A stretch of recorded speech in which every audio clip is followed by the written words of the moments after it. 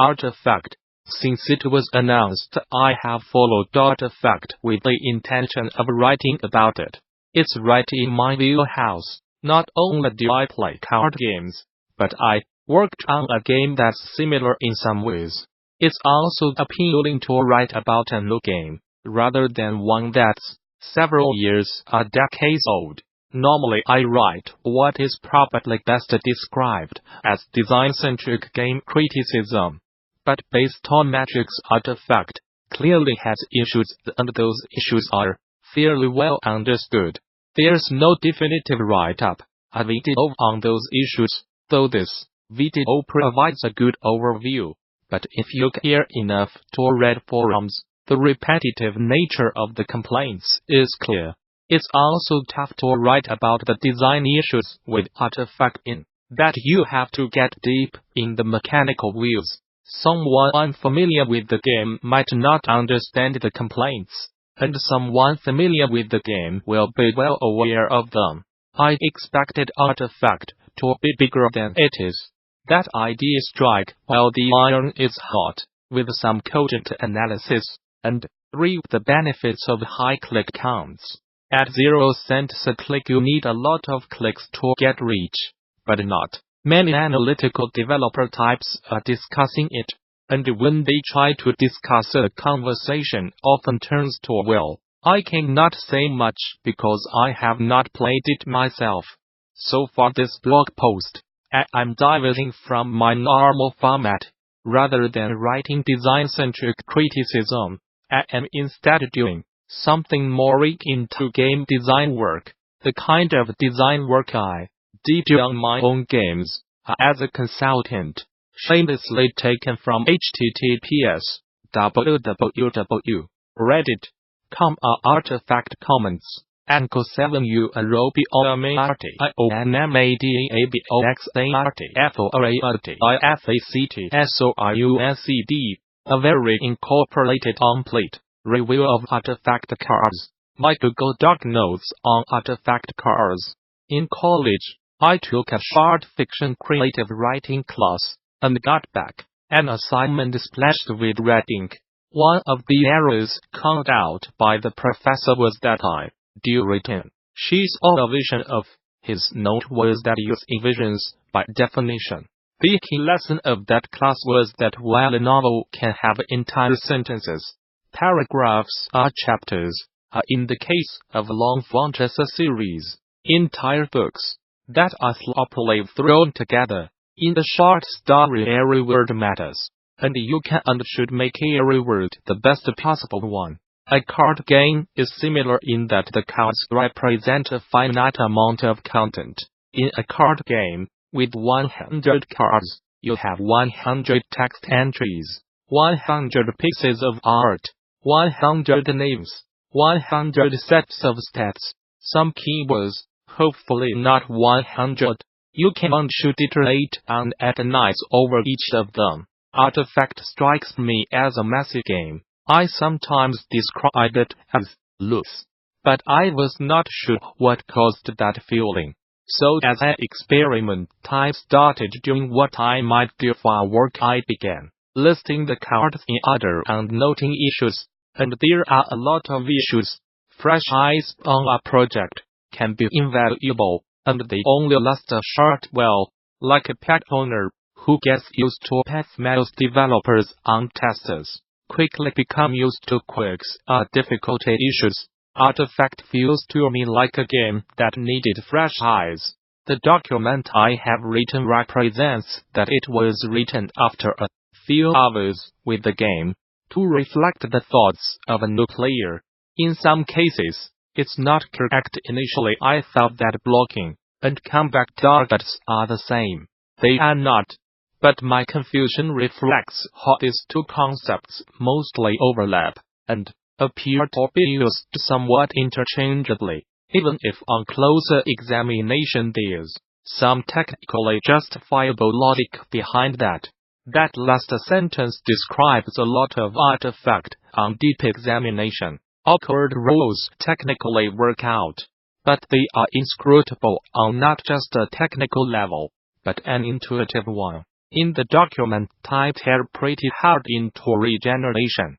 This is a Reddit conversation on how regeneration in Artifact works. As you can see, there are about 5 different mental models on display. It's an instant heal, a shield, like armor, like single-use armor, that also heals your soul, actually not really like armor, negative damage.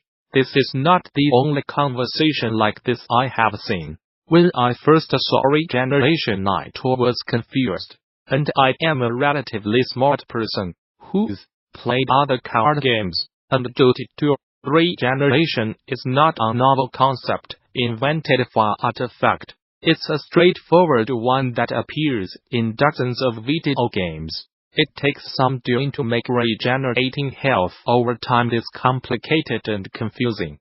After playing the game more, I am no longer confused by regeneration. And every game has some oddities that must be learned. But Artifact has too many death by 1,000 cards. It's not just the regeneration that's problematic. The wording on Purge, the counterintuitive nature of siege damage. It's all of these things together. And these are just card problems that are joined by base mechanical problems like the apparent arbitrariness of attack arrows. Some of the things in this document might appear anal, but if there's a place to be anal, it's when examining the text of cards in card game. To write these complaints off as pedantic is like accusing a copy editor of being pedantic about grammar. A note on format, the bold bullet point lists are probably where I'd stop if I was writing this for my own game, or if I was writing it for someone I'd convinced enough with to be on the same page. The paragraphs are more talky, for the benefit of readers unfamiliar with Artifact, or who are not in basic agreement about high-level issues. Tonally is a little less professional than I do write employer and a little more than I do write for myself. I suspect there will be the temptation among some people to go through the document and rebut, well, this is not right, this is just your opinion, etc. Well, I do not think regeneration is confusing at all. These are, of course, my opinions. And if you do not like them, you probably should not hire me to do contract work on your game. But if I think this way, probably other people do as well. And in many cases, I know that they do through observation of internet chatter and watching people play. The point of this part of card design review is not to be 100% correct. It's an early step in a process that would involve a lot of back and forth that results in a variety of changes and, in some cases, none at all. Unintended audience. My hope is that this document will be interesting to 3 audiences. While the document is a design style document, it works as criticism. And one reason I wrote it is to push back on. Nobody can deny that card game design is excellent. The sentiment I see a fair amount. I enjoy Artifact. The design is interesting and in some ways very thoughtful. But it's fraught with issues. Too often I see both players and developers refuse to acknowledge design problems in a game, and instead push the blame for underperformance onto factors like marketing and ancillary features. When Heroes of the Storm Shattered is competitive league, there were multiple Reddit posts on what Blizzard could have done differently to make the game more successful. But most of them did not address the gameplay at all, instead focusing on irrelevant changes like improve the pivoting screen. Side note, I wrote about Heroes of the Storm struggling as an esport in 2016. When you like a game, when you or your friends worked on it, if you are just trying to be mindful of hurt feelings, it feels a lot better to say that the PR strategy was flawed, or that the game just missed the target audience rather than that the game has major issues. But it's not you, it's me. Usually means that it is in fact you. It's not helpful to say that a game failed to find an audience, unless you can say why. Just saying that is more a statement than explanation. Perhaps I am committing some sort of false pose as a developer critiquing the work of another developer, especially on a game so close to release. But I think the document is fair and not written out of malice. And in my defense, I never attended game developer finishing school. On the first point, we often do a great, if dismissive, job of explaining what game design is not. It's not the idea gal who says, what if World of Warcraft, but Starcraft? But we often do not do a great job of explaining what game design is, and what a game designer, or jack of all trades, indeed developer does. Often game designer is positioned as the person who writes and maintains the game design doc, a keeper of the sacred scrolls. But that view of game design is both partial and more outdated each day. We have gone from massive game design bibles to smaller docs to wikis, or loose collections of different docs for different departments. Most game developers have some collection of design docs, but the idea of the game designer as the person who writes the doc, there leans back in their chair with their hands clasped behind their head allies most of the work.